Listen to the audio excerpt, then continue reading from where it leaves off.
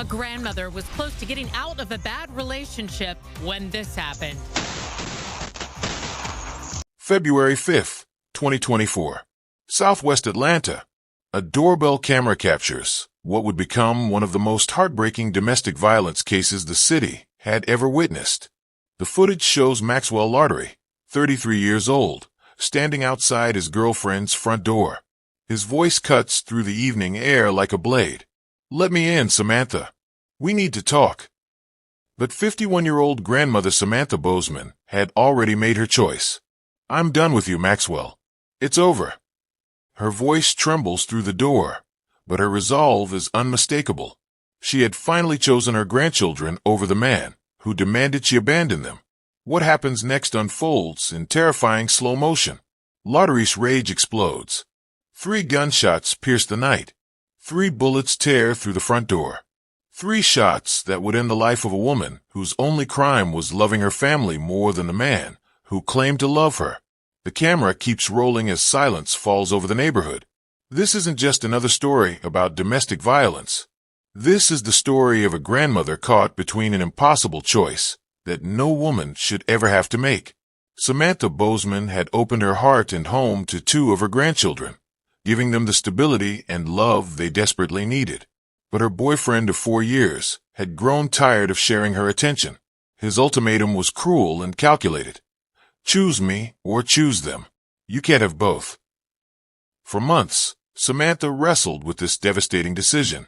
How do you choose between the man you love and the innocent children who depend on you? On that February evening, she finally found her answer. If you think you know how the story ends, think again. Stay with me, because what happens next will shake you to your core.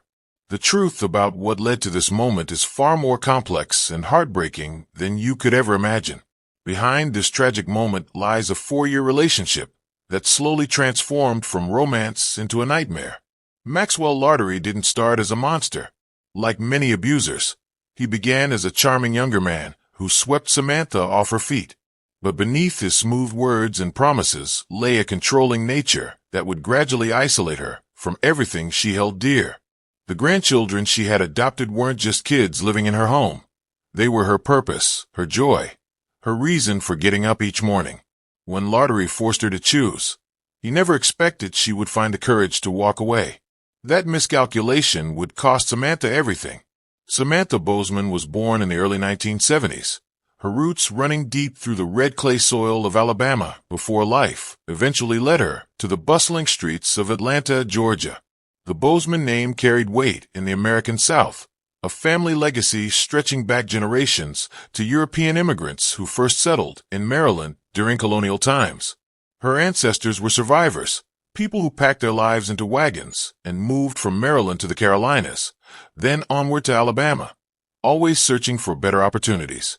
They were builders, farmers, and community pillars who understood that family wasn't just blood.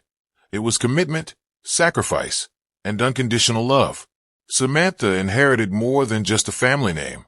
She carried forward their spirit of perseverance and their unwavering dedication to kinship. Growing up in Alabama, she learned that when family needed you, you showed up. When times got tough, you got tougher. When children needed a home, you opened your door. These weren't just Southern values passed down through stories around dinner tables. For Samantha, they became the foundation of who she was as a woman, a mother, and eventually, a grandmother who would make the ultimate sacrifice for the children she loved. When Samantha's grandchildren needed her most, she didn't hesitate. While many grandparents enjoy the luxury of spoiling their grandkids and sending them home, Samantha made a life-altering decision. She formally adopted 2 of her grandchildren, transforming from grandmother to full-time mother once again. This wasn't a temporary arrangement or a favor to struggling family members. Samantha opened her heart and home completely, giving these children the stability and security they desperately needed. She attended parent-teacher conferences, helped with homework, packed school lunches, and worried about teenage drama just like any devoted mother would. Her community knew her as the happy, helping person who never turned away someone in need. Whether it was a neighbor struggling with groceries, a friend going through a difficult divorce, or a stranger who needed directions, Samantha was always ready to lend a hand. Her door was perpetually open.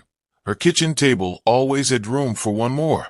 She worked various jobs throughout her life, always ensuring her household was supported while maintaining her role as the family's emotional anchor. Her work ethic was legendary among those who knew her, but her true calling was nurturing others. Samantha didn't just care for people. She invested in their lives with genuine compassion. Her daughters, Howiana Bozeman and Zipporah Ferguson, would later describe their mother as a force of nature wrapped in kindness. She was the type of person who would give you her last dollar if you needed it. Howiana recalled through tears during the trial proceedings. Friends and neighbors painted the same portrait of a woman whose generosity knew no bounds. She possessed an innate sense of justice and an unshakable belief that everyone deserved love and respect. Community members remembered how she would check on elderly neighbors, offer rides to those without transportation, and somehow always know exactly what to say during difficult times. Samantha's strength wasn't loud or demanding. It was quiet, consistent, and absolutely unbreakable. But even the strongest hearts can be vulnerable to the wrong kind of love.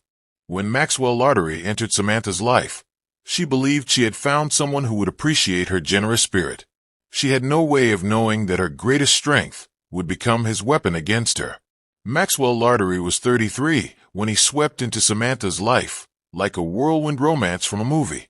At 51, she had lived enough to know that love could come at any age, and the 18-year gap between them seemed insignificant compared to the attention he showered upon her. He was charming, articulate, and seemed genuinely interested in her stories about her grandchildren and her community work. In the beginning, Maxwell appeared to admire her nurturing nature, calling her his beautiful queen, and praising her dedication to family. He brought flowers, planned surprise dates, and made her feel desired in ways she hadn't experienced in years. But looking back, the warning signs were there from the start. He would make subtle comments about her age, disguised as compliments. "You're so mature compared to women my age," he would say, slowly planting seeds that would later bloom into manipulation. He questioned why she spent so much money on her grandchildren, framing his concerns as financial wisdom rather than the control tactics they truly were. What began as romantic concern gradually transformed into suffocating control over the course of 4 tumultuous years. Maxwell's complaints about Samantha's spending on her grandchildren evolved from gentle suggestions into heated arguments. Was close to getting out of a bad relationship when this happened. She had shut and locked her front door, and he shot 4 times through her front door, hitting her 3 times. Samantha Bozeman tried to close the door on her 4-year relationship with Maxwell Lartery, and in retaliation, he fired a gun through her front door, captured on Ring video, and killed her. And there's another video that I have where he's saying, "If you come outside, I'm gonna shoot you. I'm gonna shoot your house." Who say Max Lartery fired 4 shots through the door, and 3 of them struck Samantha Bozeman, mortally wounding her. Trial prosecutors say Lartery, 33 at the time of the shooting, had not been contributing to the household bills and wanted Ms. Bozeman, 51 at the time, to give up custody of 2 of her grandchildren, whom she had adopted. He began monitoring her finances, questioning every purchase, and making her feel guilty for providing basic necessities to the children she had adopted. The isolation started subtly.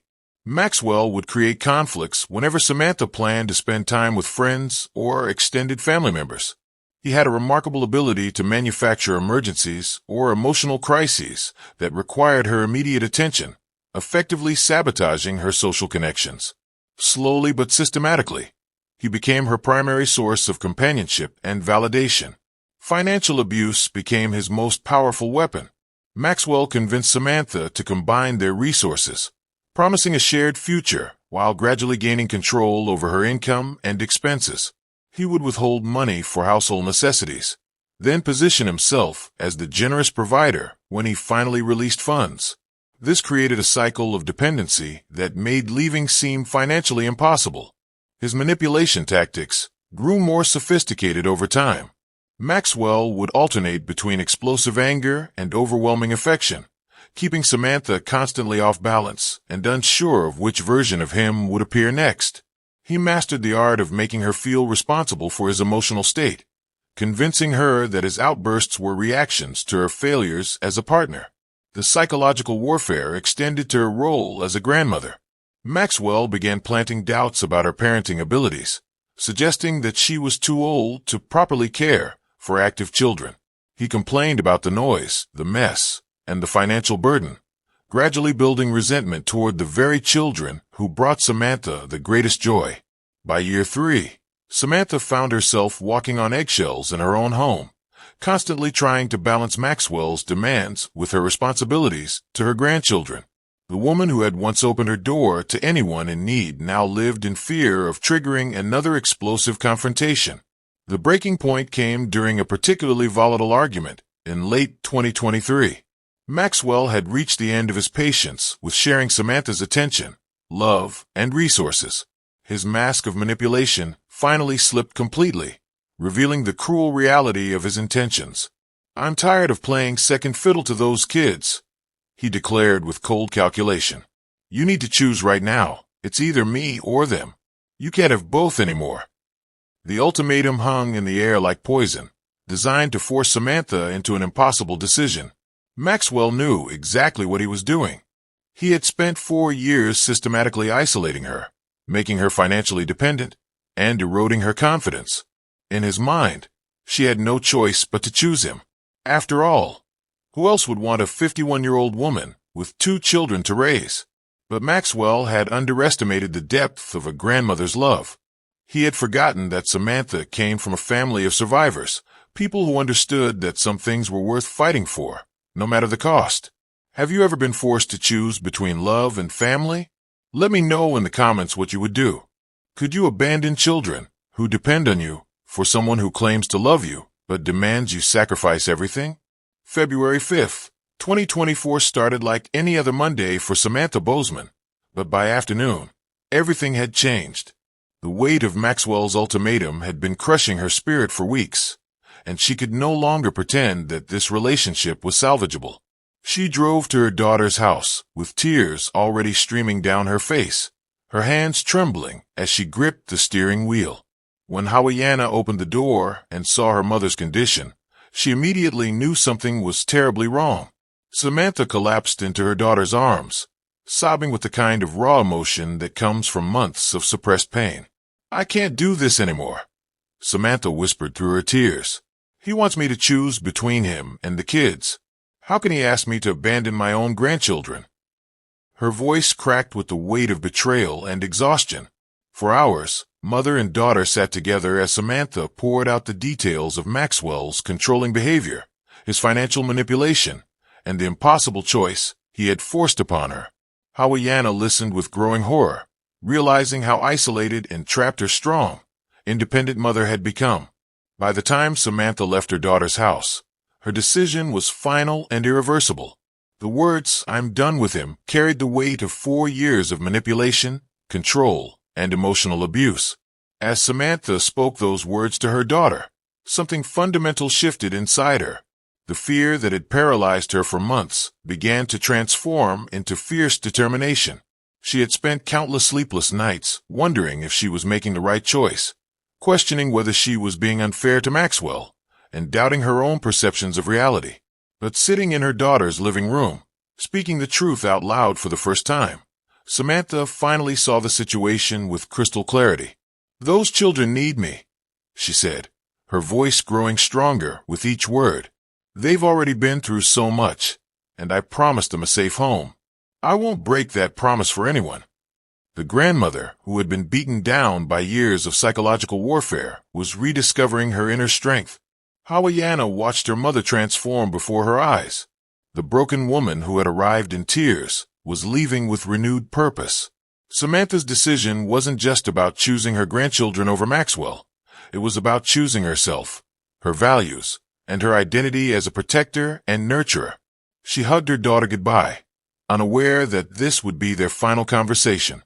Samantha returned to her Southwest Atlanta home that evening with a sense of peace she hadn't felt in months. The decision was made, and despite the fear gnawing at her stomach, she felt lighter than she had in years. She moved through her familiar routines, checking on her grandchildren, preparing dinner, and tidying up the kitchen.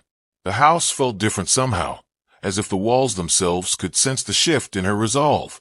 For the first time in months, Samantha wasn't walking on eggshells or calculating how to avoid triggering Maxwell's anger. She was simply being herself in her own home. She had no way of knowing that Maxwell was already planning his response to her newfound independence. While she was finding courage in her decision to prioritize her family, he was consumed with rage at the thought of losing control over the woman he had spent 4 years manipulating. The quiet evening felt almost normal, a deceptive calm that masked the storm approaching her front door. As darkness settled over the neighborhood, Maxwell Lartery was making his way to Samantha's house. His mind was consumed with fury and disbelief that she had dared to defy him. Tonight, he would make sure she understood the consequences of choosing anyone over him. Maxwell Lartery arrived at Samantha's front door just after 8 o'clock that evening, his footsteps heavy with purpose and rage. The man who had once charmed his way into her heart now stood on her doorstep as a threat to everything she held dear. "Samantha, open this door right now." His voice cut through the quiet neighborhood like a blade. "We need to talk about this ridiculous decision you think you've made." The entitlement in his tone was unmistakable even now. He believed he had the right to demand access to her home and her life. From inside the house, Samantha's heart pounded as she recognized the dangerous edge in his voice. This wasn't the Maxwell who brought flowers and sweet words. This was the man she had glimpsed during their worst arguments, the one who emerged when his control was threatened. "I told you, Maxwell. It's over. I'm not changing my mind." Her voice trembled slightly, but her resolve remained firm.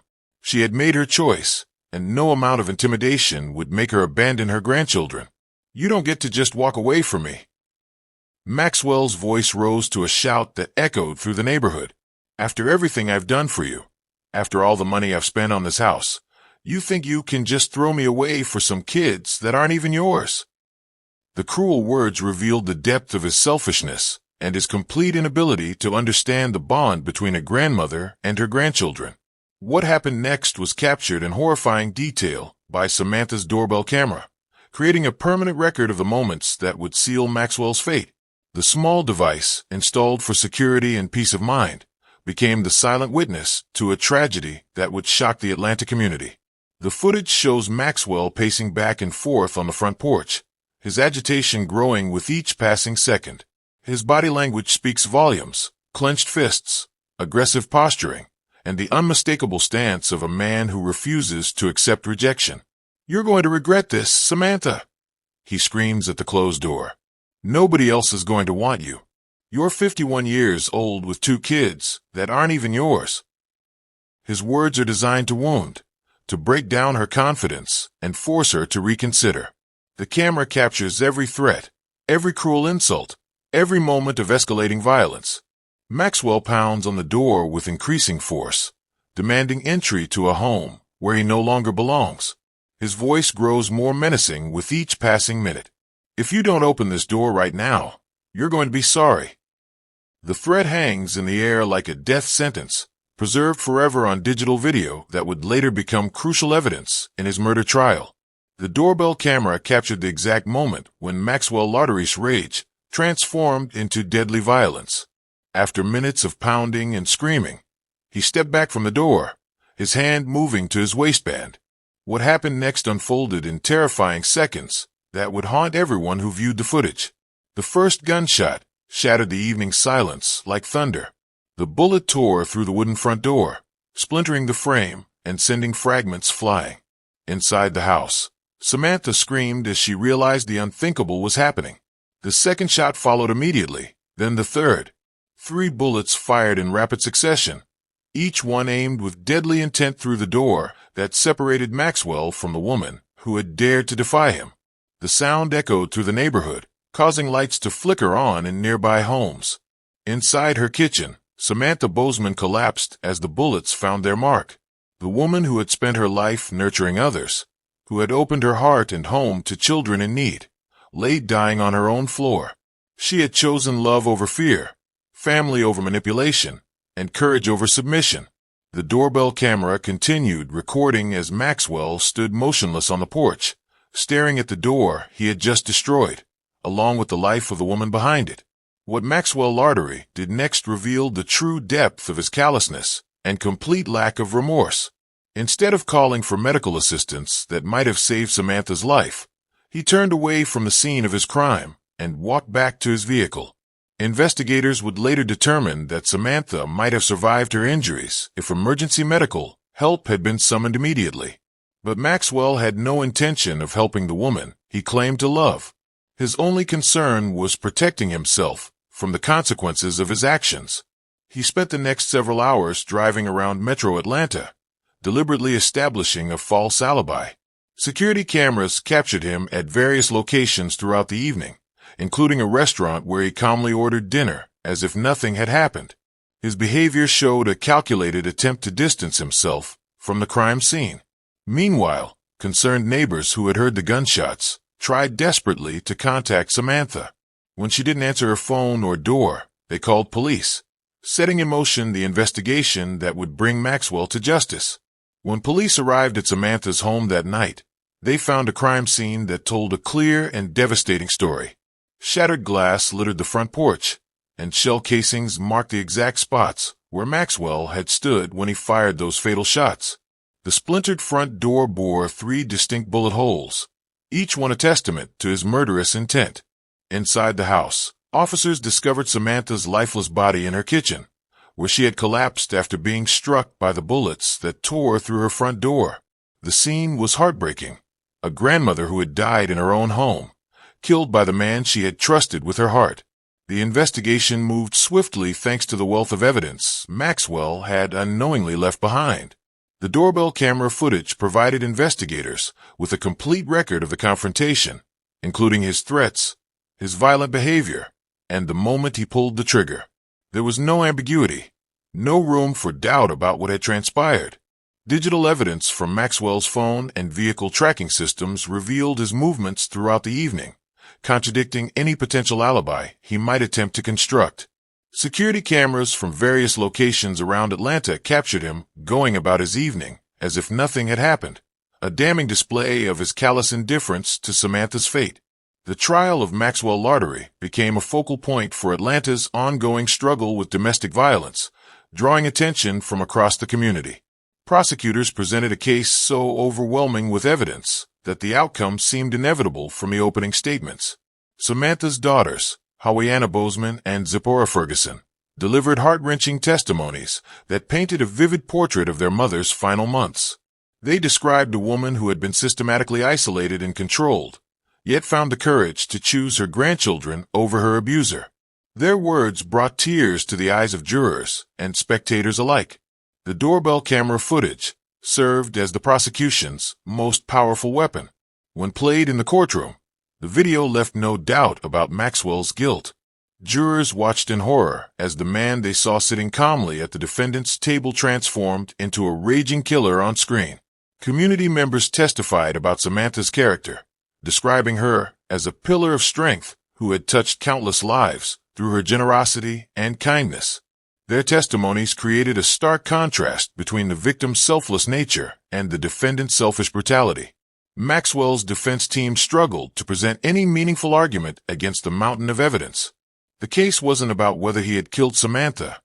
The video made that undeniable, but about the consequences he would face.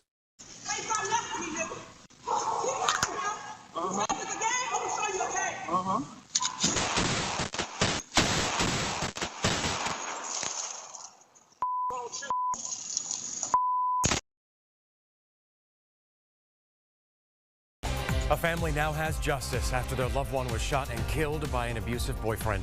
Good evening, I'm George Estevez. Glad you're here with us. I'm Linda Stouffer. This is video of that shooting. The victim was inside her home when her boyfriend of 4 years fired through the door, killing her. Channel 2 investigative reporter Mark Winnie is live at the Fulton County DA's Domestic Violence Division. Mark, you found out how the killer tried to cover his tracks. Yeah, Cassie Hall, the lead prosecutor on the case, says domestic abuse can take many forms. Part of the reason the Fulton County DA's office has an entire division devoted to domestic violence, and in this case, there is economic abuse, but then physical violence, murder. I just was broken, completely broken, shattered.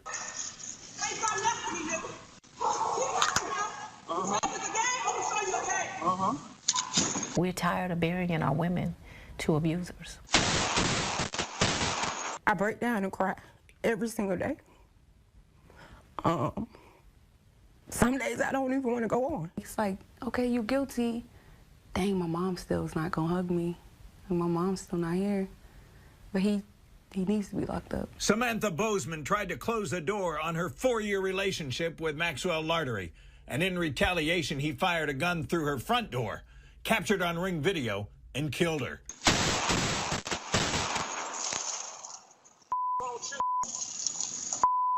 Say Fulton County Chief Senior Assistant District Attorneys Cassie Hall and Christina Robinson. And there's another video that I have where he's saying, if you come outside, I'm gonna shoot your house. Who say Max Lartery fired 4 shots through the door and 3 of them struck Samantha Bozeman, mortally wounding her. Is there a lesson for others in troubled relationships? I would say yes. I would say no, when enough is enough. Ms. Hall and Ms. Robinson say earlier this month a jury convicted Lartery of murder and more. And Senior Judge David Emerson sentenced him to life in prison with the possibility of parole, plus 5 years, plus 10 years probation if he ever made parole. She's just a beautiful spirit, just happy, joyful. She'll get on you if she had to, but she was just a happy, helping person. The 2 trial prosecutors say Lartery, 33 at the time of the shooting, had not been contributing to the household bills and wanted Ms. Bozeman, 51 at the time, to give up custody of 2 of her grandchildren, whom she had adopted. Zipporah Ferguson says shortly before the shooting, her mom came to Ms. Ferguson's job crying. She was like, I'm done with him, and everything like that. Prosecutors say Atlanta police, alerted by neighbors who heard gunshots earlier in the day and had not been able to reach Ms. Bozeman on her phone for hours, arrived to find shattered glass and shell casings. And in her kitchen, police found Samantha Bozeman dead, though she had been alive and bleeding for some time and might have lived if Lartery had called for help soon after the shooting. He's walking down the street calling her out of her name. He's still making threats. Instead, Ms. Robinson and Ms. Hall say Lartery traveled about Metro Atlanta, trying to establish an alibi, finishing the night at a Hooters, though by that time her death had been discovered hours earlier. District Attorney Fonnie Willis. As this grandmother lay and bleed out in her very home, he was gallivanting all through the town, ending his night at a Hooters. It's just a horrible disregard for life. People think of domestic violence as just physical, but it can be economic abuse. He wasn't paying bills. He wasn't being a responsible male. She was able to be financially stable, travel around a lot, and she just wanted to genuinely help Max. Now, spokesman said the Fulton County Public Defender's Office represented Mr. Lartery, though we must decline additional comments as a motion for a new trial has been filed. We use imagery obtained through the Fulton County District Attorney's Office and the family for this story. Reporting live at the Domestic Violence Division for the DA's office, Mark Winnie.